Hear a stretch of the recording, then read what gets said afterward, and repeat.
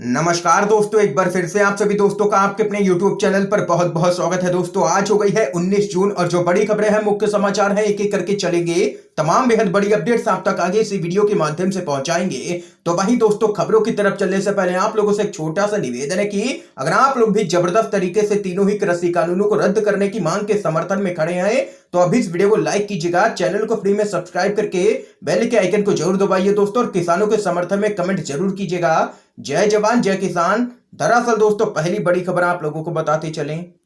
दोस्तों, एक बड़ा सर्वे सामने निकल के आया है प्रधानमंत्री नरेंद्र मोदी को लेकर के, जिसके बाद केंद्र सरकार में यहां पर सीधे तौर पर हड़कंप देखा जा सकता है। सर्वे में प्रश्न पूछा गया, मोदी सरकार के 7 साल पूरे हो चुके हैं, आज के हालात पर अगर चुनाव हुए तो क्या फिर जीतेंगे नरेंद्र मोदी। और इस सर्वे में 2 ऑप्शन दिए गए हैं, हाँ और नहीं। और इस सर्वे में यहां पर 1,10,604 वोट पड़े हैं। नतीजे आप लोगों के सामने आने ही वाले हैं, जो कि काफी चौंकाने वाले हैं। आप लोगों को बताते चले, हाँ में यहां पर 19% लोगों ने अपना समर्थन दिया है और वहीं नहीं में 81% लोगों का मानना है कि नरेंद्र मोदी दोबारा चुनाव नहीं जीतेंगे। और जबकि सिर्फ यहां पर 19% लोगों का ही मानना है कि अगर आज की तारीख में चुनाव हो जाते हैं लोकसभा के तो यहां पर प्रधानमंत्री बन सकते हैं नरेंद्र मोदी। लेकिन यहां पर देख सकते हैं कि 81% जनता सीधे तौर पर नरेंद्र मोदी के खिलाफ है। और यहां पर देख सकते हैं कि झूठे वादों और मीडिया मैनेजमेंट से कुछ दिन ही जनता को बहलाया जा सकता है। ये तो साबित हो ही चुका है,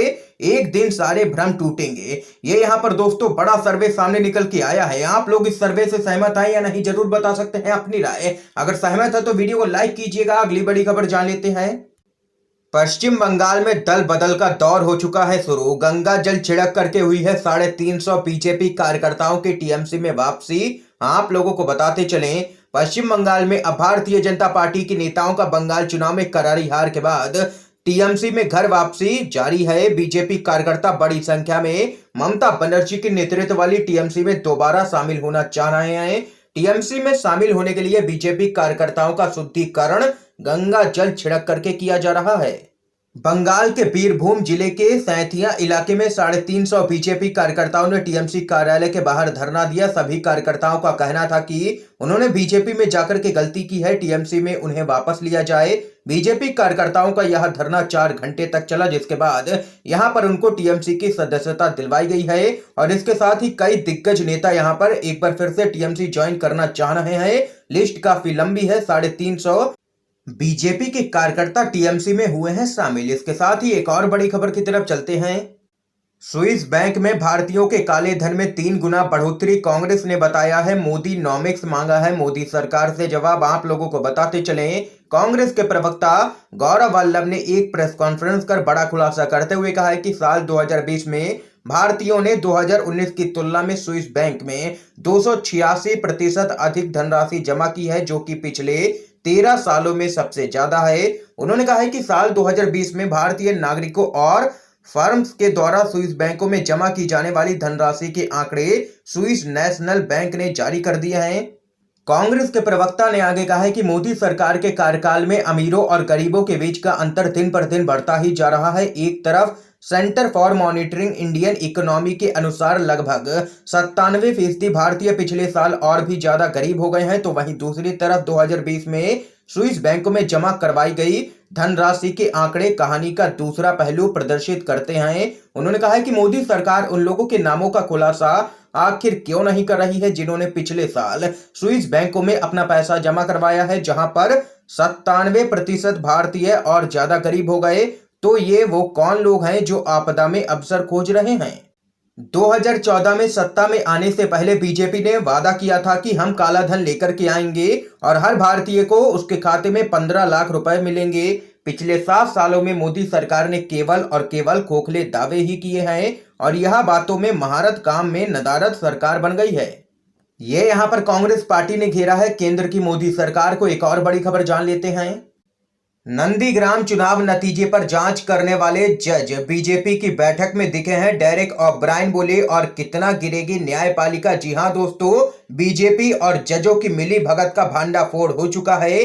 पिछले दिनों पश्चिम बंगाल में हुए विधानसभा चुनावों में ममता बनर्जी की पार्टी टीएमसी की शानदार जीत हुई थी, लेकिन स्वयं ममता बनर्जी नंदीग्राम विधानसभा सीट पर हारी हुई घोषित कर दी गई और यहां पर सीधे तौर पर उन्होंने इस सब के लिए चुनाव आयोग को ही जिम्मेदार ठहराया। आप लोगों को बताते चले, सीट पर बीजेपी के उम्मीदवार शुभेंदु अधिकारी चुनाव जीते और वहीं ममता बनर्जी इस चुनाव परिणाम से यहां पर संतुष्ट नहीं है, इसलिए ममता बनर्जी ने शुभेंदु अधिकारी के निर्वाचन को हाई कोर्ट में चुनौती दी है। और वहीं तृणमूल कांग्रेस के राज्यसभा सांसद डेरेक ओब्रायन ने इस मामले से संबंधित एक ट्वीट किया है और उसमें 2 तस्वीरें अपलोड की हैं। इस तस्वीर में एक व्यक्ति की तस्वीर पर डेरेक ओब्रायन ने मार्क लगाते हुए पूछा है कि कौन है वह व्यक्ति जो इन दोनों तस्वीरों में है।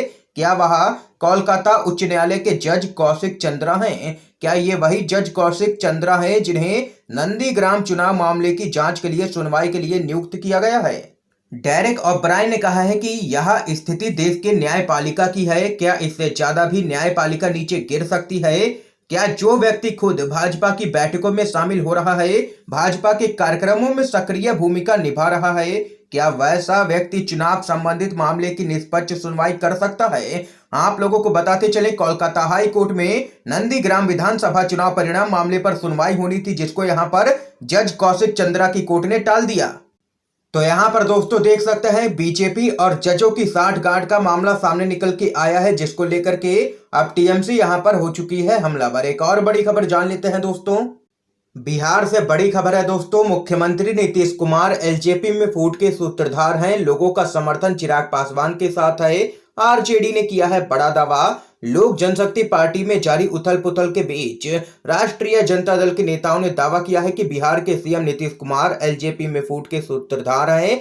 आरजेडी के राष्ट्रीय महासचिव श्याम रजक ने कहा, नीतीश कुमार चिराग पासवान और उनके चाचा पशुपति कुमार पारस के बीच अलगाव के ही सूत्रधार हैं। रजक ने कहा, अब संख्या के खेल पशुपति कुमार पारस के साथ है, लेकिन मुझे यकीन है कि लोजपा के पास कैडर आधारित वोट बैंक है जो कि चिराग पासवान का समर्थन कर सकता है। इसलिए मुख्यमंत्री नीतीश कुमार इस साजिश में सफल हो सकते हैं, लेकिन लोगों का समर्थन चिराग पासवान के साथ ही रहेगा।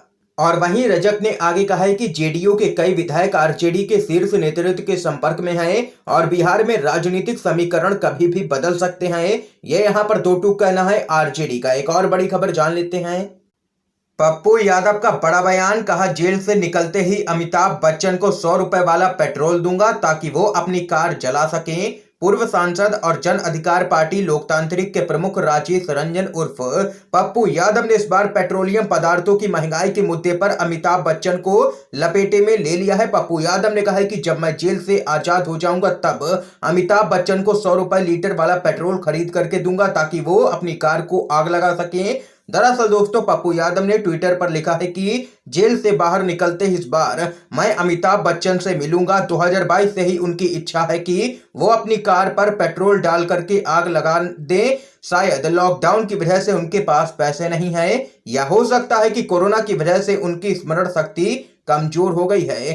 पप्पू यादव ने कहा है कि जब पेट्रोल 73 रुपए लीटर हुआ करता था तब अमिताभ बच्चन अपनी कार पर स्प्रे कर उसे जलाना चाहते थे। अब तो ये 102 रुपए लीटर हो गया है। अमिताभ बच्चन आखिर चुप क्यों हैं, आवाज क्यों नहीं उठा रहे हैं, ये यहाँ पर कहना है पप्पू यादव का। ये यहाँ पर दोस्तों देख सकते हैं बड़ी खबर है। अगली बड़ी अपडेट की तरफ चलते हैं। कर्नाटक के मुख्यमंत्री येदियुरप्पा से कई विधायक संतुष्ट नहीं हैं। 40 से भी ज्यादा विधायकों से मिले हैं अरुण सिंह।